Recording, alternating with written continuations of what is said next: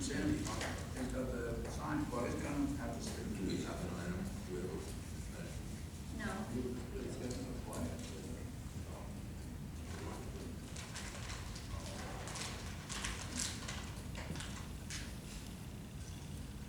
Got it. Makes sense.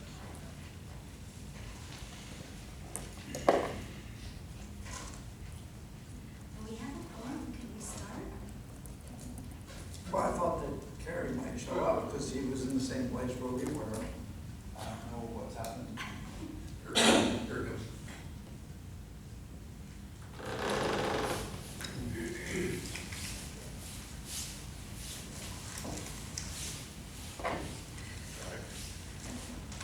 We were gonna start with that.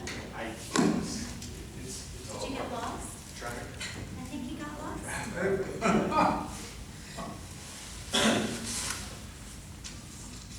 Okay.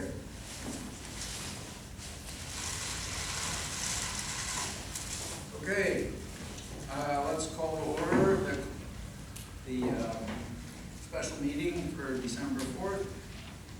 Can we have the roll call, please? So Councilmember Lewis, Here. Weist, Here. Vice Mayor DeGolia, Here. and Mayor Whitmer. Here. Just note for the record that Councilmember Limpers will be arriving late. Okay, we had a closed session earlier today. City Attorney, would you like to give the report out of closed session? Sure, Mr. Mayor, members of the council, the city council, less Councilman Limpers met in the closed session to speak with a prospective law firm for city attorney position. They listened to them, they took no action, and that's. Okay. Following the agenda published, we have a public comment that would be on an item that's on the agenda, so we'll cover that when we get to those items. So the first item on the agenda is discussion of the Atherton Municipal Code with regards to landscape screening, and this was sent to us as a recommendation from the Planning Commission. Thank you, Mayor and Council. Tonight, staff is asking for some council discussion related to the town's landscape screening ordinance and its potential future applicability to be applied in the front of properties along the street. The Planning Commission did have a study session discussion on the matter and is asking for council feedback should staff be directed to evaluate such changes further. Just a quick overview of what the current landscape regulations are within the town, starting with its purpose, as the ordinance reads, is for the reduction of the impact of structures on a neighborhood and to provide for privacy between properties. It is seen to be applicable in the majority of permits that the town issues for new construction of both buildings as well as other types of structures. The current ordinance also specifically exempts such landscape screening in front yards contiguous to streets. It specifically does note its applicability on both sides, as well as rear property lines. Recently, an Atherton resident submitted a series of photos and other information stating his concern with the applicability of the ordinance, or the ordinance exemption, I should say, from requiring landscaping in the front of properties along the street, primarily as it pertains to front yard fences and walls. A copy of that PowerPoint information has been included in each of your packets. Staff had some preliminary discussions with all other town departments on any feedback that could be offered should this type of requirement be considered further. And so just a summary of that feedback that has been received, depending on the extent of any landscaping planted in the front of a property along a fence or a wall, there was some concern expressed by the police department on the resulting advantages and visibility for the interior of a site from the street from a patrolling perspective. A second challenge that was potentially identified was, again, depending on the extent of the landscaping where it's planted, its proximity and adjacency to the public right-of-way. That could create some challenges in the future if that particular street has been identified to have future either bicycle or pedestrian improvements. to be constructed. There's some variation on where actual property lines are located relative to the defined public right-of-way throughout town. The right-of-ways can vary from street to street, and that could create an inconsistent sort of area where landscaping could go from street to street. The town, as you are aware, recently adopted a green infrastructure work plan, a GI work plan. It's just noted that some of the recommended measures within that adopted plan do include some facets of landscape screening elements that focus on sort of landscaped areas that would use soil and other plants to retain stormwater, the intent of that plan itself. So under the GI work plan, there could be landscaping planted within front yards while meeting the requirements of that plan.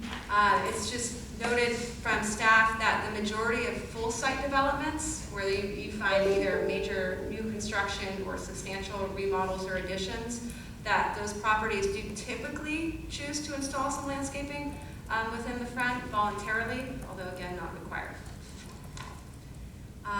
With that, staff's happy to answer any questions, and again, looking for some direction from the council, please, if you would like staff to evaluate the matter any further. Thank you. So do we have any questions for Stephanie on this at this time? No. Okay, go ahead. So I take it that the attachments to the staff report are not staff providing attachments? Correct. The PowerPoint presentation was provided to the council from an Atherton resident. Okay. And I have one question, which is in that PowerPoint, wasn't yours, it references chapter 1746, whereas the staff report focused solely on 1750. And 1746 appears, at least from PowerPoint, I haven't read it, to have, to indicate that only fences that are over 6 feet tall, which those fences are made on alternate routes now, have landscaping, and I think they would have to be under 6 feet. What's the situation with fencing and walls that are 6 feet or under? Sure. So just to clarify, chapter 17.46 of the Atherton Municipal Code is specific to fences and walls. And there is existing language. What up?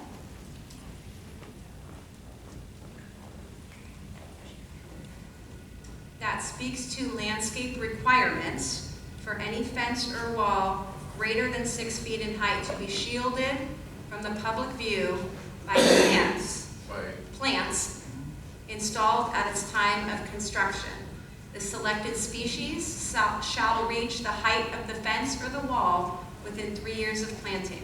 So that requirement, read verbatim from the municipal code, again, would only be applicable for a fence or a wall greater than 6 feet in height. The instance where you can have a fence greater than 6 feet in height or wall greater than 6 feet in height is limited to property lines only along specifically noted streets, and those are usually busier streets or along a town boundary.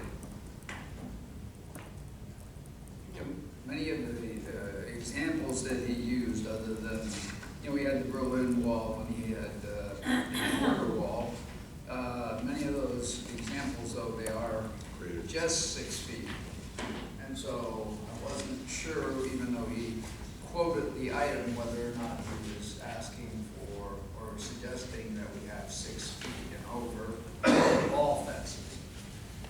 That's what they, the presenter to the Planning Commission, what they were asking for and what the Planning Commission then decided when they sent it on to us. The Planning Commission did express their concern and interest about having landscaping considered for a fence or wall that would be 6 feet or less along a street, similar to some of the photos that were submitted when they're, so use the word barren, like the examples that were submitted. It's noted, though, I believe that some of these examples were taken when properties were under construction, so they haven't completed the construction yet.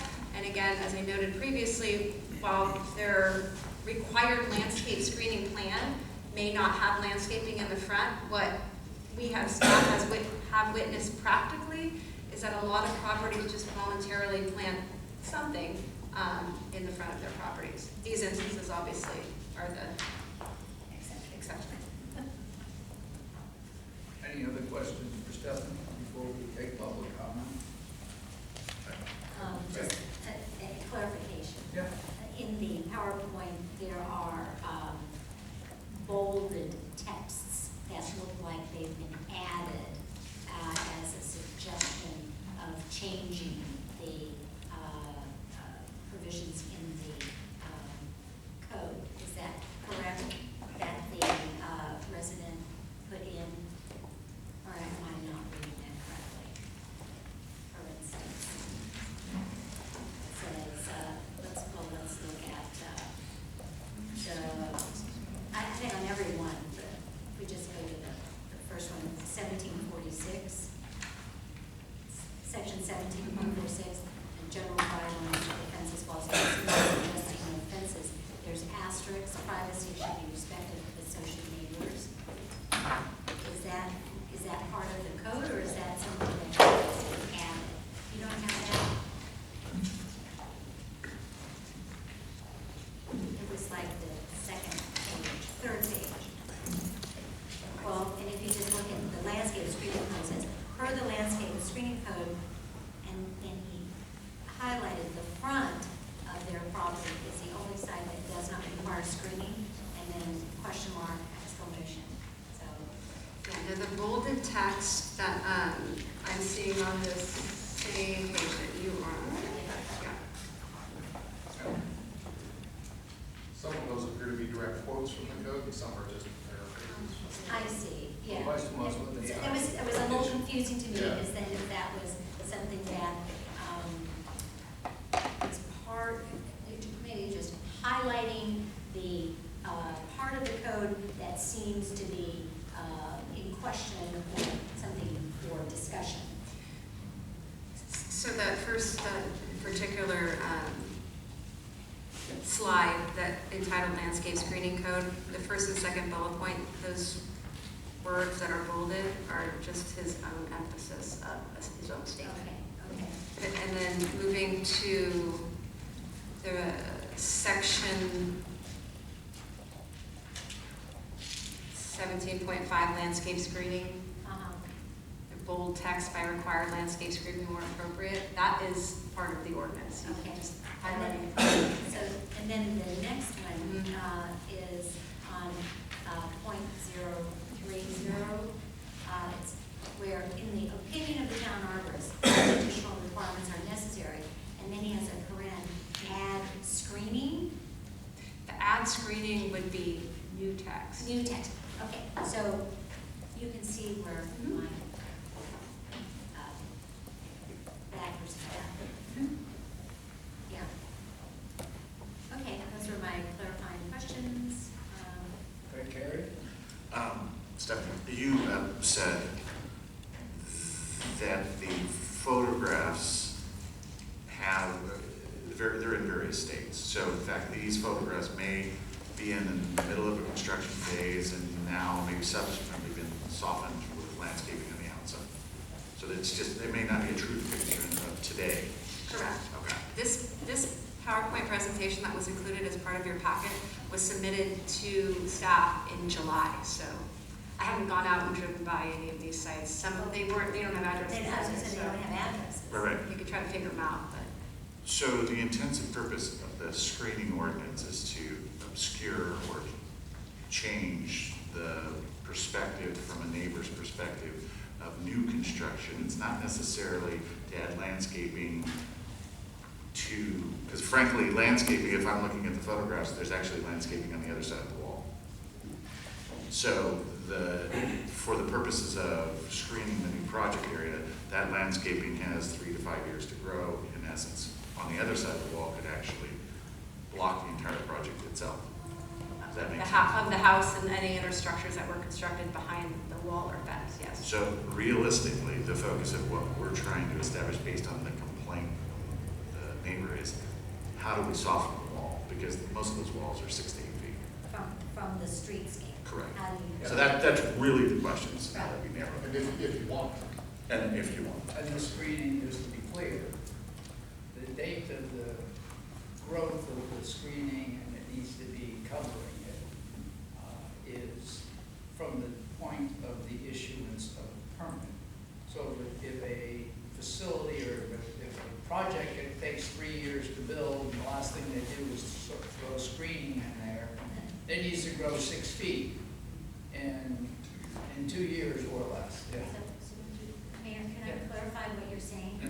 To my understanding, that's only on perimeter Yeah. walls and fences, not the streetscape. Right, but if we were to implement this and apply it, it would be the streetscape unless we said do a streetscape, but we were going to then I would, modify I it. would say that we wouldn't have that type of landscape screening regulation for the streetscape.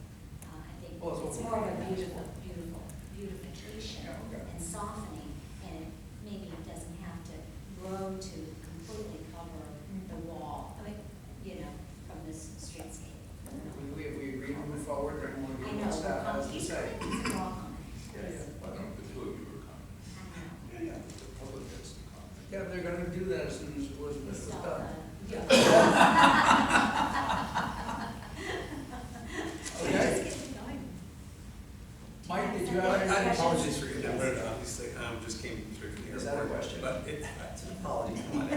But my question is really, how many complaints have we received, over the last whatever period of time about this? Staff has received this one. Over, going back 2 years, 3 years? Yeah, based on my conversations. 5 years? The current Tyler Brooks, yes. 5 years and stuff. That's a good question. Is that it? That's it. Are there any public comments on this item? Don't know, speaker ones. Okay, no public comments, we'll close public comments, we'll come back now for council comments, and then direction to the city. Staff, go ahead. Okay. Actually, I think it's a little odd that this has come forward from one resident comment, but I'm glad it's come forward. I'm glad it's come forward for 2 reasons. One is, I think that there have been more, what do you want to call them, naked walls put up in the last 10 years than there had been. When I first moved into Atherton 20 years ago, there were certainly properties that were walled off, but they tended to more be walled off by large hedges, probably which were in front of a wall or a fence, but not so much just a bare wall. And there have been more and more bare walls put up, and I get comments, and probably everybody else does, that Atherton ends up being a city with houses that are all walled off. So I'm glad this came up, and while I sort of have some questions about the images that were provided with the report, because they seem fairly repetitive, and I think that the images of the house that has planting in front of it versus the bare walls has a very different feel. And so I have 3 comments on this for everybody else to consider. One is, I think that where you have the front of a property facing the street, the idea of it being inviting into the house with landscaping is a good thing. And my guess is that part of the reason that our ordinance didn't include a requirement for screening in the front is that there are plenty of properties that didn't have any walls at all and invited people into the front of the property as a welcoming and an open, neighborly type of feeling. I think that's good. So I don't think that we should have a rule that says that property should be screened off in the front.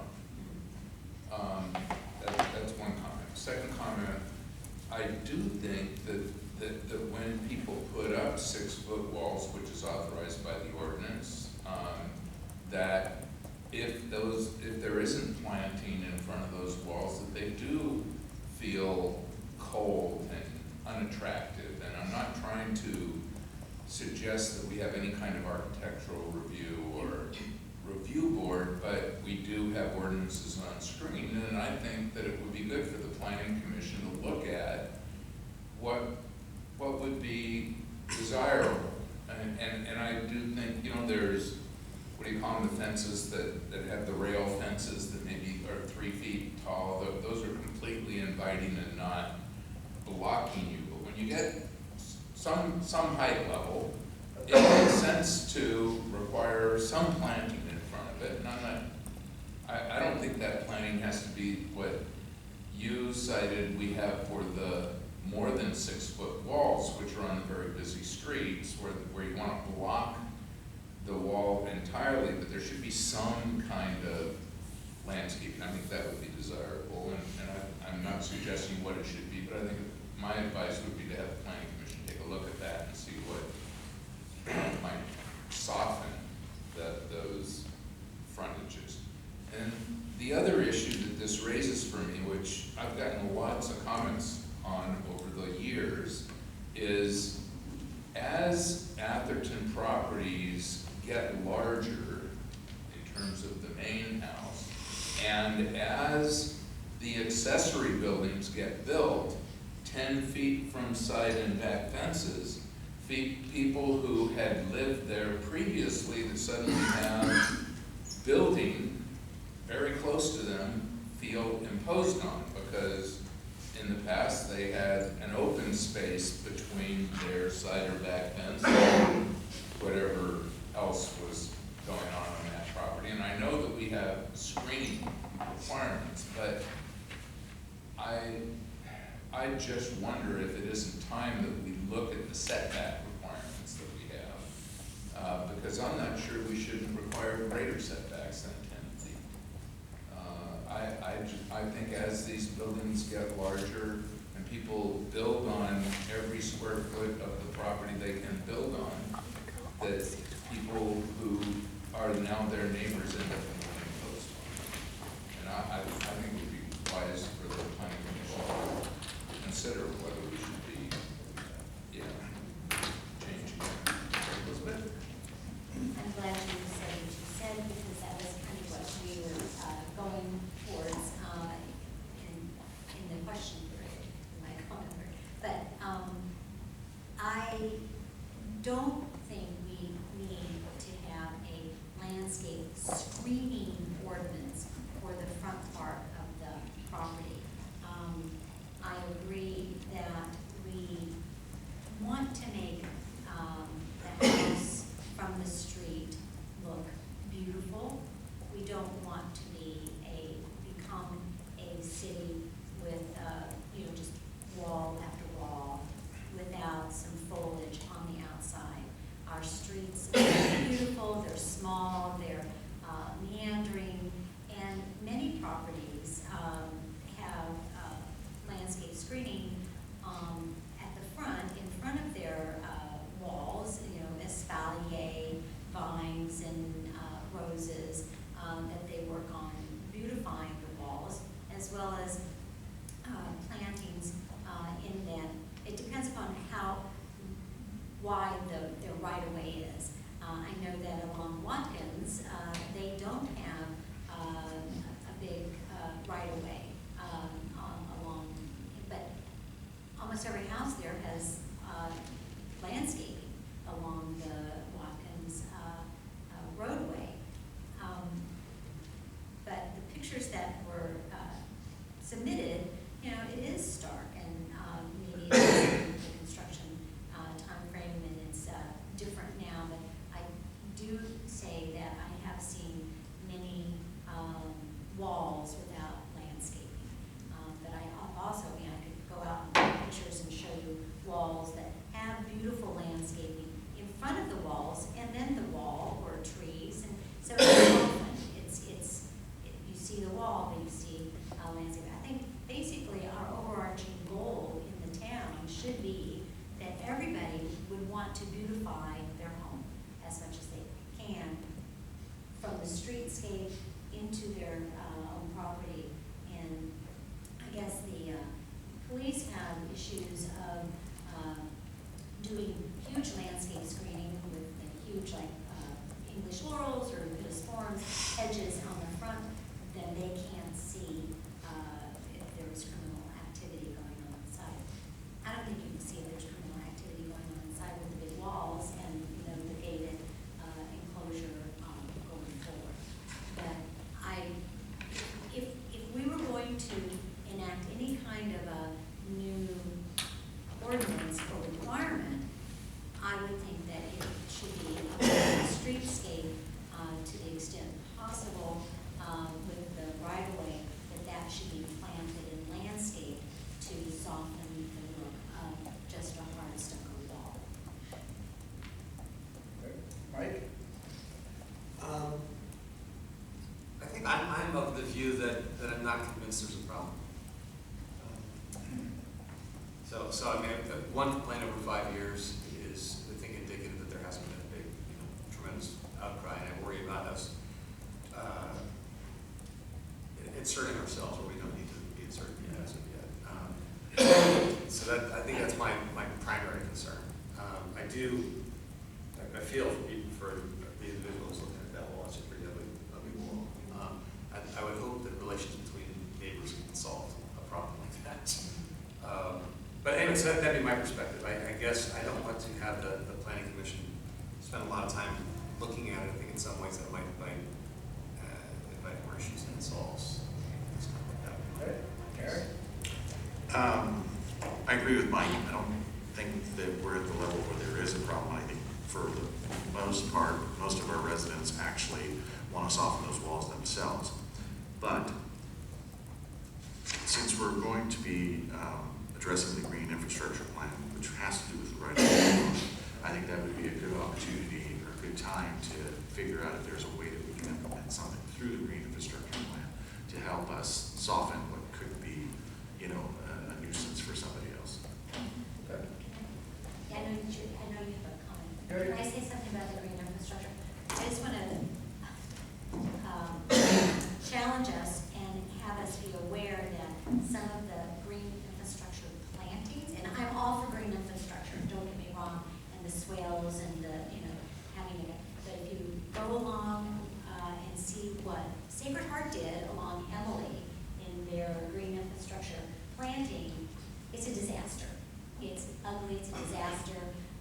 Cars drive over it, and the irrigation is broken, and it's the grasses that they just mow down and make a little short, stubby, whatever. It's just not pretty. So I think there are other plantings if we can suggest some plantings, not so that we tell There may them be to do. something that come up in the dialogue of the green Yeah. infrastructure. I'm not, We're supposed to be getting a plan on that too. right. So maybe there is a plant that actually crawls. Don't make it like Sacred Heart. Yeah, we think. Okay, so, I understand one person thought this went forward, but the planning commission all thought, as I thought when I looked at it, I said, well, there is a little problem. And I have seen a lot of walls that are very stark. I'm not saying there's a ton, but there are some. And so I think that if somebody's gonna have a big white wall, 6 foot or higher, built to the maximum of whatever street it is, whether it's 7 feet or even 6 feet, the police aren't gonna be able to see it from sitting in their cars. And so I don't think it's a problem saying, let's plant something in front of it as part of the screening. I don't think it costs a lot of money to go do that. There could be a different timetable for doing it, but I do think that, we try and make our streets beautiful, and I think that, it is time, and I agree with Rick that things have gotten different over the last probably 7 to 10 years. And if we were going to continue to look at it, I think that there are a couple other things that we should consider with landscaping and screening. I agree with Rick, and I brought this up, talking about the one-sided wall. People are building these big big facilities, you know, all glass walls all the way up, you know, 35 feet tall or whatever it is, overlooking people's property that have lived there for a long period of time. And I think that with the larger homes that are built very close to the property line, there should be some consideration for having perhaps higher screening requirements.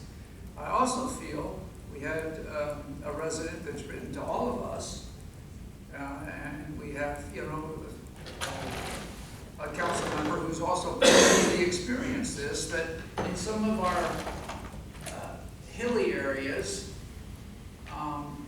there's a problem. There's a problem with screening. So if you're sitting on top of a hill, and you know, or your house is down at the base of the hill, somebody's building with a little setback, just 10-foot setback to, you know, another house, or even if it's in the main house, even further back, but it's one of these 35-foot houses, it's imposing. So we have had the Goodmans here to talk about that. I think that we need to give some consideration of how we are going to address landscape requirements in the hilly areas, because I do think that they're different than in the flatlands, okay? And I think that those people had some very good points. So they'll never get screened, not in their lifetime. And so I think that we should, if we're going to look at landscape screening and make some amendments, I'd like to, as Rick has pointed out, look at maybe we need to change some things, but also we might need to look at how we want to handle things in the hilly area that's up in the west area. Those are my comments. Can Yes, I go have a ahead. question to you, Yeah. Mayor? So maybe landscape screening in those situations in the hilly area is not the answer, because you say, not in my lifetime will it ever screen from the adjacent property. Maybe there would have to, you know, a step back or something of the height on the downward, like, I don't know, I mean, we're getting way off base of our agenda item here. You know. Well, George said to bring it up since we brought it up. Did and George say discussed it. so? Well, if you're bringing up landscape screening in general and providing some direction for Yeah, planning. but now we're in like architectural, you Well, said. well, right, but if you're asking the commission, if you're stating to the commission, hey, this is an issue, Yeah, then maybe they could look at that. okay. They So can. that's. Yeah. And I agree with Rick too. I think he's absolutely right in everything he said. Probably a real significant difference between setback and screening. And we need to respect that, because some people might have come for setback that we come for screening. Okay. Got it? I'll stick on screen. Yeah, so I'll retract my suggestion. Okay. I thought it was. Good point. Okay. Any other comments? I'll just add, go back to your point. I'm also very sympathetic to the privacy issue of people who are going to have something at home built where they're looking right over their house. I think that's different from the issue that we started talking about. Exactly, Okay, yeah. But they've come, I understand you're right to it, I just wanted to. they came in with screening though, Just specifically. wanted to explain, when I first was talking, I was talking about the issue you originally came in. Yeah. I actually said, the way you just, the situation you described, I agree with you. Opened up a document. Thanks. Fine. All right, do you have enough direction? Thank you. Sally? All right, I bet you will. Thank you. Okay, item number 3, review and discussion of a possible Town of Atherton construction and fells and tax, and provide staff with feedback and direction for next steps. So, Robert, are you gonna give a PowerPoint or? Oh, don't. Oh, Robert. Oh, thank you.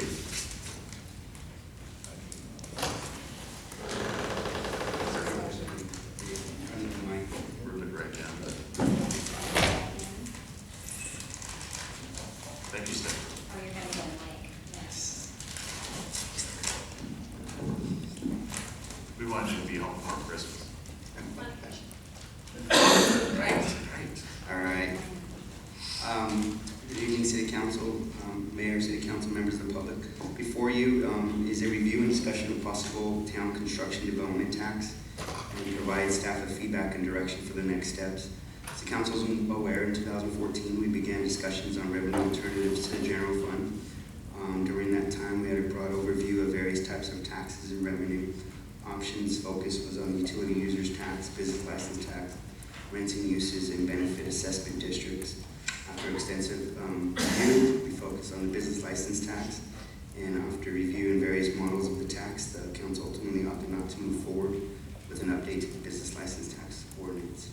So I just want to convey again, municipalities review revenue alternatives regularly to help diversify revenue to the general fund and capital improvement operations. The town's review of the business license tax is one important step as the town continues to explore ways not to be reliant on property tax revenues. So earlier this year, the council had discussed that the town should continue to review these additional revenue alternatives to the general fund. From that discussion, the council asked staff to return to the council with the discussion of the possibility of a construction and development tax. It was suggested that the taxes are more logical than other revenue alternatives that we've explored before with respect to its application here in Atherton.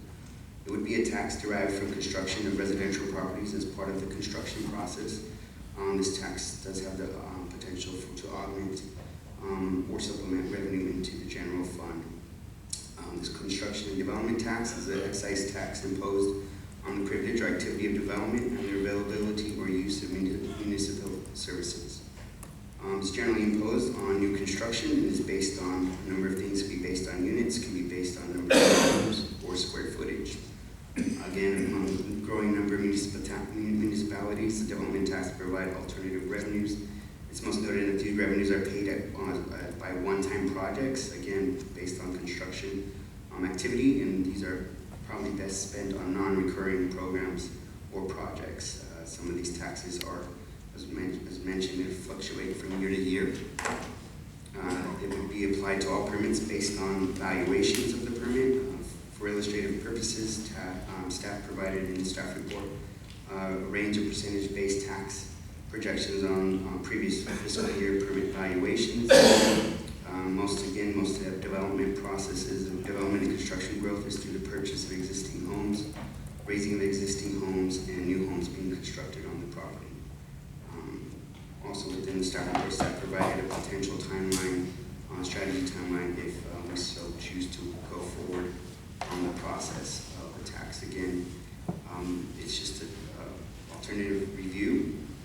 Staff provided in there a set of valuations and potential percentages based off valuations.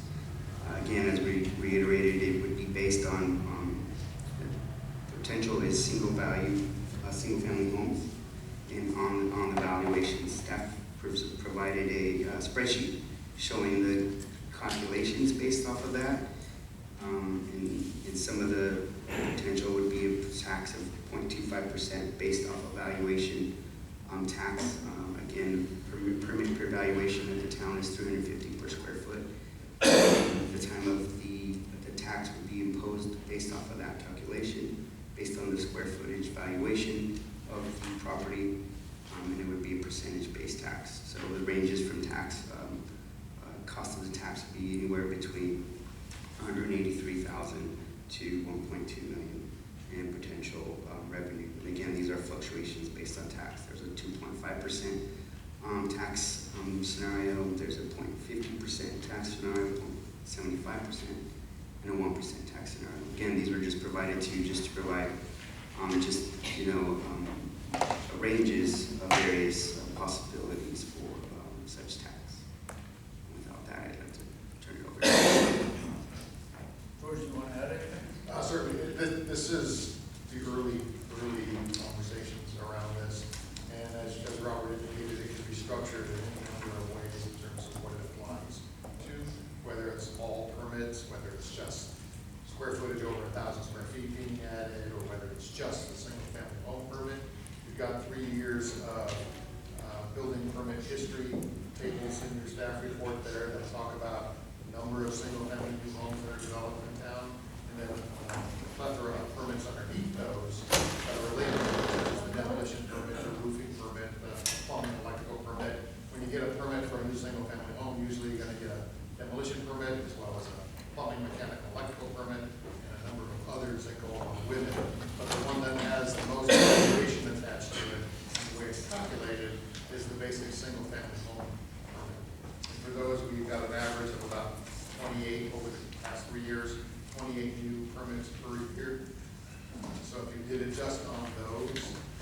valuation for just those permits is most of that total valuation number for the year. So for example, in 16-17, the total valuation in the staff report for, I think that's the third table that you've got, was $156 million for that particular fiscal year. That was the total permit valuation. Of that amount, 101,000 of it was just related to the new single-family home permit. And in 2017-18, the total amount was 180 million, and the single-family home permit portion of that was 106 million. In fiscal year 18-19, where we had the smallest amount of new single-family homes, only 24, and the smallest amount of valuation at 132, the amount related to just those single-family home permits was 73 million. So it's the bulk of the cost of revenue to the town. So, just to kind of go through what you've just gone through. So we're really looking at, and the spreadsheet that you sent out was focused just on new buildings being built, not, for the most part, not, since you have this square footage of, 7,500, 10,000, et cetera. Not building an accessory development unit, not not remodeling your house if you're changing a new kitchen or something like that. This is primarily, and we could narrow the discussion, primarily for potentially 25 to 28 new homes per year. That would be it. It would not be, it's not a general tax that goes to every, like a parcel tax or something like that, since we have a parcel tax. Any questions for Robert or George? Just to clarify what you reached out in there, I thought this applied to a remodel if you added a certain amount of square foot. It could, if you want. So it's not something new, it's not, okay. Right. 7,500 square foot. This was sent this afternoon. So he tried to narrow it down. And the average is about 28 new single-family resident permits. So if we wanted to make it only new construction and not make sure that remodels were cut out, we could do that as well. Isn't that right? Correct. Go ahead. I suppose we can structure it any way we might want to. So if we wanted to say that it would apply to any time that there was 5,000 square feet or more, whether it's a remodel or new construction, we could do that.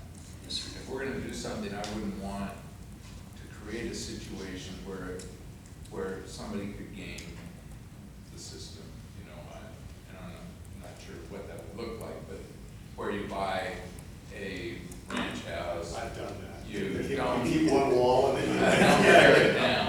Oh, man. Yeah, you keep a wall and you build a 14,000 foot house around one room that we were paying. I think we need to be cautious, but that's a comment. But the question is, we can. Yeah. I know questions. Yeah. I don't know that, this spreadsheet that you sent us, is that gonna be part of the public record? Yeah, it Okay, can, I don't know if I have a because copy it of gives, it. I do. with your analysis of this, talks about, basing the proposed tax on the square footage valuation of a new house. And you gave four scenarios: 7,500 square feet, 10,000 square feet, 12,500, 15,000 square feet. And then you did the four potential percentage of the tax amounts going on and on. However, then the annual revenue generated on the 20 houses, single-family permits, I mean, the numbers are significantly lower than what is in the staff report as a proposed Yes. tax receipt. And so I think that's a significant thing, and I am not convinced that even with this additional data and this data, there are so many other, like, questions I have, like, who is going to bear the brunt of this tax? And if it's a general tax, then the general tax will go into the general fund, and we can use it for anything. And yet it's a tax taxed on the construction industry, the developers and the residents who are wanting to build houses, new houses, and upgrade. So I think there's, well, the question is, okay, my question was, this is going to be made part of the public record, and I have more questions than answers given the information that I've been given. The short answer is, anything that you see in front of you today is part of the public record. Thank you. Thank you. Anything else? Mike, he's pointing there. Rick? And I'm in the way. No question. Sorry, I'm just leaning back. Harry? Thank you. Thank you what? Thank you. Thank you. That's my question now, or thank you, no question? Thank you, Elizabeth Zuccheri. Okay. Yeah. Okay. Okay, we'll take public comment. Are there any people that have public comment with regards to item number 3 on the agenda? We appreciate you coming forward. Standing at the thankfully podium. Thank you very much. James?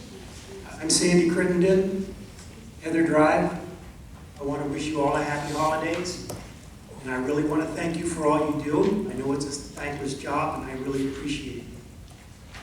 You see, the yellow page in front of you was the flyer that I mailed out for the special parcel tax, which was defeated. And I don't approve of any tax to the residents, especially, well, not especially, but you're asking to put a tax on people that most of these taxes are going to be collected from people that don't live here yet. So you're making a decision in taxing them for it already. It's not a very nice welcoming to Atherton, but that's your choice to try and do that. I do tell you, I want to pass this around. I only made one copy. Pass that around. That's the financial report. The committee against the special parcel tax is still in force. We did send another $50 to the state so that we're registered still through 2020, and I will continue to do that. We have over $4,000 sitting there just waiting to be spent, and this will be a really, really great opportunity to do this. Again, if you want to read what the yellow flyer is, that it's clear you have revenues that can continue to increase way beyond the 2% of the tax, or the consumer price index. You go way beyond that too. I can't see why it is you're grabbing for more money, other than that's kind of what everybody likes to do that's in government. Anybody that has any support on this, of course, are going to be contacting me, and I'm ready for the challenge, but I wish that you guys would figure a little bit something a little more softer and figure out how to keep your budget within what you make now, not what you want to get later. Thank you. Are there any other? And I wish you all a very Merry Christmas and Happy Holidays. Public comments on this item? Seeing none, then I will close public comments, and we'll bring it back to council for final comments, and then direction to city staff on what to do next.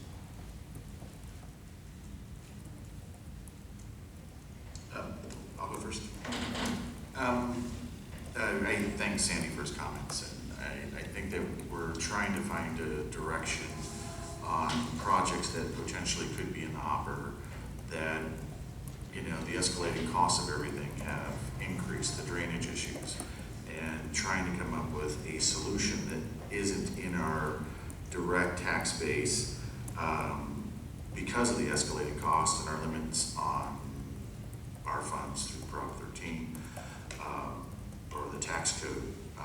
with some limitations. And as you know, the civic center component is a completely separate issue. I think this, to me, is more to try to get some more benefits of revenue generated to tackle some of the problems that it just seems that we keep pushing off. So I think that for me, that's really more of a, if there is a revenue source that seems reasonable at the right cost, you know, and not implementing a development tax per se to, you know, say that it's streets and roads. There's a lot of things that when a property is in transition, that the tax base is kept at a even until it's transferred. And a lot of these construction sites, you know, are 3-year construction sites. So, you know.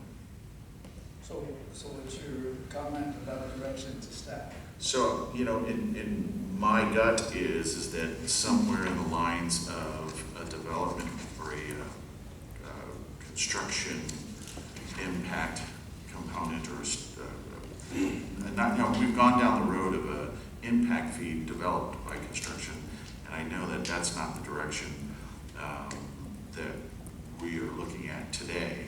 We're trying to figure out a direction that doesn't, you know, and my personal feeling is it limited to just the new construction component, not all permits in general. So it would be limited to the new construction component, and you know, so that let's say on the average that's 28 homes a year on average. So that would be where my focus would be, not an all permits issue. Okay. Elizabeth? So basically, given the information that we've been presented and given, I'm not convinced that this is the type of tax we want to try to impose on a small group of people that would then just flow into the general fund. I believe more study. I mean, if we're gonna even go down the road to investigate it, it needs to be fleshed out a lot better than it is here. Because all the numbers that were in the staff report, the percentages were based on the total amount of revenue received from construction activities of all sorts and kinds. And this paper just kind of did it on a square footage of a new construction of a house based on $350 a square foot. And the numbers just are not compelling to me to go through trying to go out and pass a tax. And I do believe that the majority of the resident, just a general election, that a development tax would probably be taxed, would be passed, because I think a lot of residents are concerned, irritated by the amount of development that's going on and the length of time that it continues and the inconvenience they feel. And they would say, well, I'm not going to pay this tax. You know, those people spending the money and building the gentlemen's homes that are inconveniencing me, you know, they should be paying the tax. It will be just a one-time tax. It's not an ongoing tax to those homeowners or to the developer that's building that house. And it's going to fluctuate tremendously. And who knows when the inventory of properties to be torn down and redeveloped is going to go down. I think there is a pretty near horizon. I don't think it's going to continue for another 20 years like that. So anyway, I'm not a big fan of doing much more work on this. I just don't think that it's the right time and the right kind of approach. I do believe we need to continue to look at potential other revenue enhancing vehicles, and hopefully it would not be a tax. I'm still a big fan of our old parcel tax, notwithstanding our opposition. because I thought that was the biggest bang for the Atherton residents' buck for doing specific road and drainage repairs and the green infrastructure that we would be doing now. And to have that $2.1 million taken away from our general fund, that would have just been specifically for that, is a big blow. And it just didn't make sense. So it had been in place for 40 years, and it was a reasonable amount for Atherton residents to support the town. But that being said, I'm not so sold on this one. Yeah, flip a coin? No, it's fine. So I'm very skeptical, okay, and what I'm skeptical about is a few things. One is, I'm not sure that we need a lot of additional revenue coming in, because we've got a large expenditure coming through with regard to the Civic Center project. That's gonna work itself through the system in the next 2 to 3 years, and at that point, I think we are at a sustainable rate of revenue. And so I would need to be convinced that that's not the case before I'd support tax. It could happen, but I don't believe that's the case right now. With regard to this specific tax, I have a couple of thoughts. One is, I would like to find a way to make sure people are paying full freight for the damage they do while they're building a new project. Meaning, if they damage the street, I'd like to find a funding source to repair the street. If they're doing things like that, I'd like to find a way to do that. I know we've looked at that and we've had some real challenges with doing that, but that to me would be more attractive. Something that's targeted to repay the damages done in the construction project itself. And third, or second to that point, I would mention that we are going to get tax increases through these projects. So this would be a one-time hit, but then there will be a forever after property tax reassessment and an increase that will be coming in. And so we should recognize that that's going to come in as well. Having said all of that, I do think it would be healthy for us to kind of find another, to diversify our revenues coming in at some point. I'm not sure we need a lot more. I'd be more comfortable if they were more diversified. So I don't think this is the right thing. I commend staff for looking at it, and I think we should continue to look at it and see what's out there. But I don't think this is the right tax for us. We could build some hotels and get some TOT. Well, okay, I've got a few comments. First, I think that I agree with what Mike said, that we need to understand more than we know right now exactly what our needs are. And in preparation for this meeting, I've kind of done a back of the envelope assessment, which I sort of ran the numbers by George and he confirmed them. I didn't bring them with me, but essentially looking at how much our property tax has increased in the last 10 years and how much our expenses have increased in the last 10 years. And we know that we've been very conservative on our expenses. I mean, we've really managed these expenses, and the benefit from managing the expenses as well as we have is that we've had, from a $1 to $3 million surplus a year. And that's been fairly consistent. The loss of the parcel tax was 1.8 million, not 2.1 million, but that's a serious loss going forward. And we have only now fully worked it through because there was funds in the parcel tax fund that hadn't fully been used, I think, until this fiscal year. So I would like us to look at exactly what that is. We also know that we are not investing in drainage and streets like we did when we had the parcel tax. And I think that's right. People don't want the parcel tax. They can live without streets and drainage at the level that they were at unless we have the funds to support it.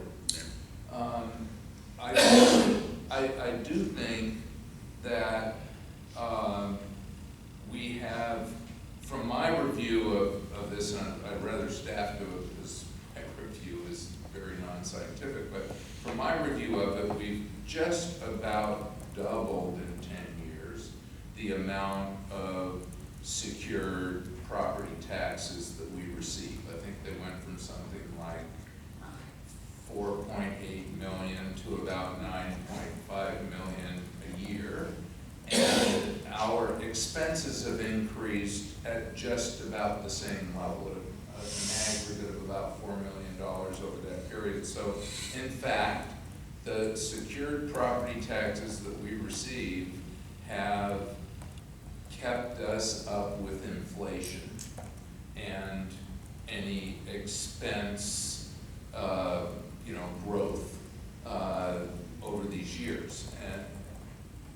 And what I'd like to see is, well, what does the loss of the parcel tax really mean to us? Because when we proposed the parcel tax last time, if you recall, we proposed it for 3 years because we felt like we needed it to get through the Civic Center construction project.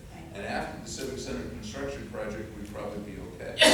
So I think, I'd just like staff to look at that a little more clearly so that we can understand, which I think is what Mike was asking. Yeah. With respect to the some kind of development tax or something along these lines, I think Sandy's right. I mean, we're saying to future residents, you're gonna pay it. And there's a benefit to that because the residents who are here today aren't paying it. Yeah.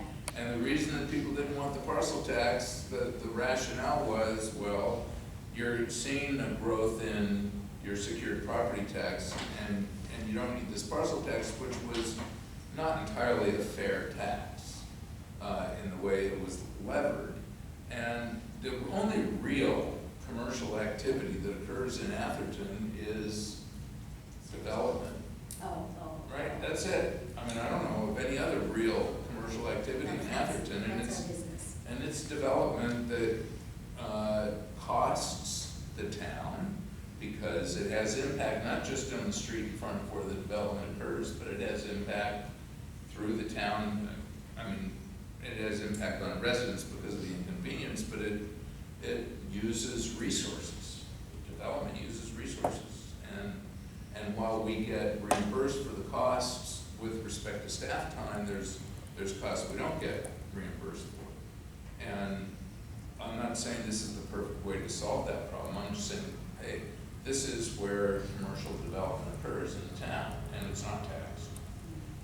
So I'm not saying this is what we do, but I think it's a good, and for me, I mean, if you have a better idea for a different way to raise revenue, you should bring it up. But just the idea of needing to replace the parcel tax without knowing where it's coming from doesn't make sense to me. I would say that with respect to this type of proposal, I like the idea of, if we're gonna do it, something like any development that's 5,000 square feet or more would get taxed. I like the idea of encouraging people to build smaller houses. I don't think that's gonna happen, by the way, but I like the idea, it might happen. And I don't want some kind of gaming to be done by somebody doing a redevelopment for a large project that then doesn't get picked up. He said he did. So, yeah, I think those Okay, so first off, whether the general public knows, I agree with the fact that our property taxes have doubled. They have. I've looked at it myself. And, just in the time that I've been on the council, which I'm now ending my 9th year, we have doubled. But also, during that time, we paid down our OPEB, and we paid down, we made some progress on paying down the pension fund. But now, the state hasn't been making their money with regards to that, and so our pension liabilities are actually higher than they were when I ran on, let's get the pension funds, let's manage our pension funds. they're higher now. So our off-balance sheet liabilities are like $18 million. And it's going to continue to get worse. On top of that, we have the county doing projects and saying you have to pay your fair share, Atherton. Whether you want to do it or whether this directly affects your residents, your fee is this. There are other state and county-wide obligations that are being placed on us that we must go do. And so the low increase in the property values, the amount that we get and how long those properties get redeveloped and turned over, I don't think is going to, in the future, catch up. We've taken some substantial steps as a council over the last 9 years with the outsourcing and with being very smart on what we do.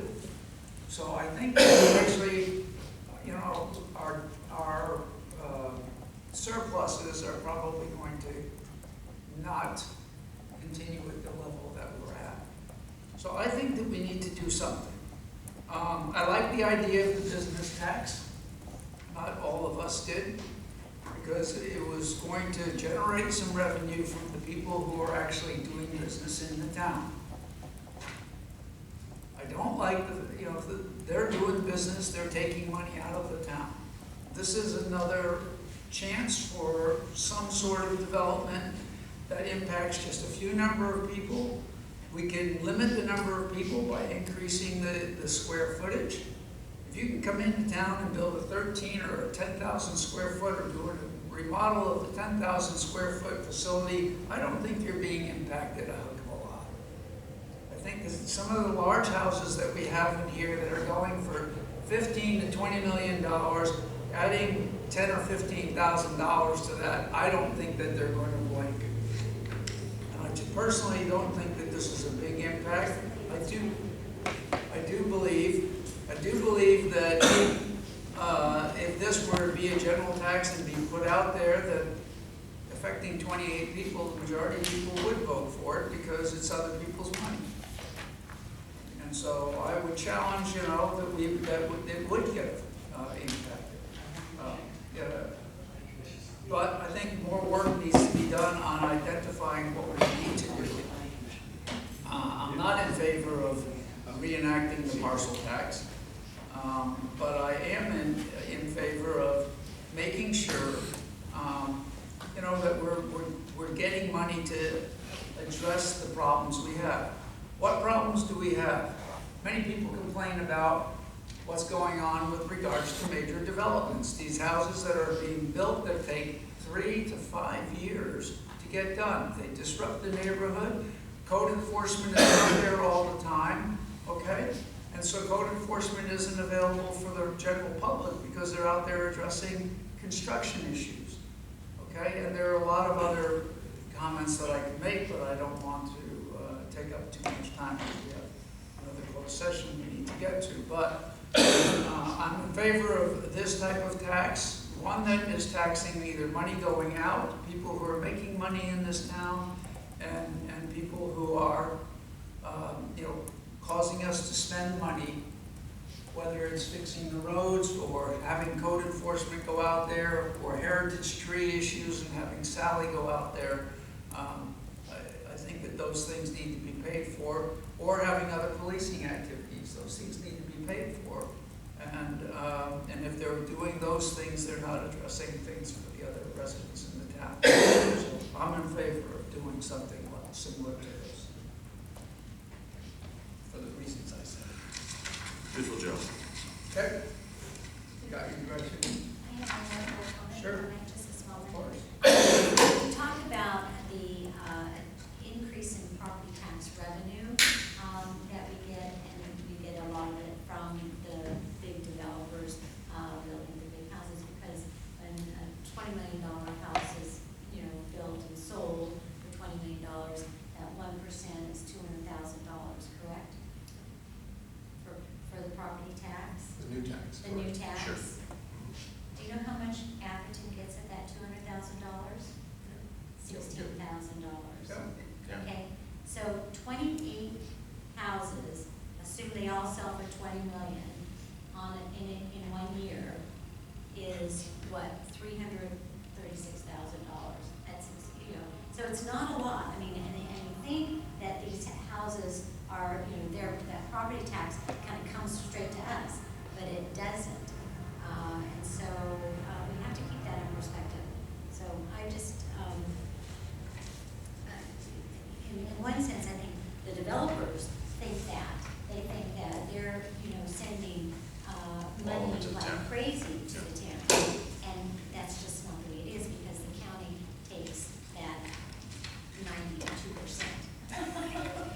Well, The fire department the takes, fire the fire district district takes takes a fair 14, amount. 15%. 15%. Twice ours, the schools take twice ours. Okay. Yeah. So I believe I have direction, it's not something we'll be spending a lot of time on, but we do need to figure out what our outlook looks like when the town center is complete. And if we secure a facility, what's that debt service, and when that's retired, then what is our operational needs at that particular point in time? And that's when we can better balance what we need from a revenue perspective. All right, so the council is now adjourning to a closed session. If you want to hang around and get the Bill's comments at the end, we will re-adjourn after the closed session and close off. Are we going to do the closed session here? That's what it says here. Was it here? We can do it here if everybody leaves and door is closed. But Our binders are over there. Bill. The binders are good. Good point. Not that We're gonna go back. I'm paying attention here. I mean, instead of having 12 people go and come back, I can grab the binders. No, that's okay. Follow me. Don't worry, Anthony, we're good. You know, We like our code